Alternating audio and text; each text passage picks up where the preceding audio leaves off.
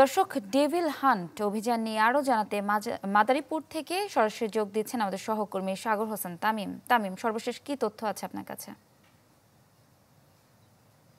যে আপনি যেটি বলছিলেন, আসলে মাদারীপুর জেলাও কিন্তু এই ডেভিল হান্ট যে অপারেশন পরিচালনা হচ্ছে সেটি কিন্তু গতকাল থেকে মাদারীপুরে শুরু হয়েছে।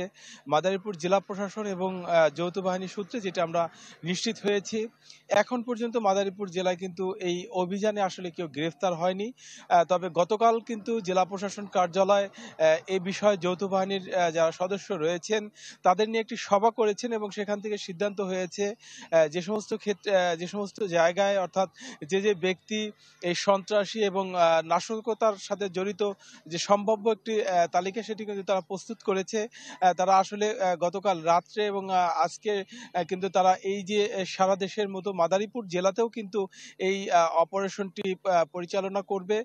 তবে জেলা প্রশাসন থেকে যেটি বলা হয়েছে, বাংলাদেশ সেনাবাহিনী, র্যাব এবং পুলিশের যে চৌকুশ একটি টিম রয়েছে সেই টিমের সমন্বয় কিন্তু এই পরিচালনাটা আসলে তারা পরিচালনা করবে। এখন পর্যন্ত আসলে এই জেলায় এই অপারেশনে কিন্তু কেউ গ্রেপ্তার বা আটক হয়নি এবং কোনো ধরনের নাশকতা করার জন্য যে সরঞ্জাম সেটি উদ্ধার হয়নি। তবে তারা পরিচালনার জন্য যে কার্যক্রম সেটি তারা প্রস্তুত করছেন এবং সম্ভাব্য যে সমস্ত জায়গা বা স্থান রয়েছে সেগুলো তারা সম্ভাব্য চিহ্নিত করেছে। তো সব মিলে বলা যায় যে যদি কোনো পরিচালনায় কোনো আপডেট থাকে সেটি আসলে আগামীতে জানানো সম্ভব হবে। তো এই ছিল মাদারীপুর জেলার এই ডেভিল হান্ট অপারেশন, সেটি সর্বশেষ। তামিম, ধন্যবাদ আপনাকে। দর্শক, মাদারীপুর থেকে জানছিলাম ডেভিল হান্ট অভিযানের সর্বশেষ। কালার এক্সপার্ট, জর্জ স্যাপ এবং মাইল্ড অন হ্যান্ডস টেকনোলজি সমৃদ্ধ অরিক্স ক্রিস্টাল ওয়াশ আপনার লন্ড্রি এক্সপার্ট।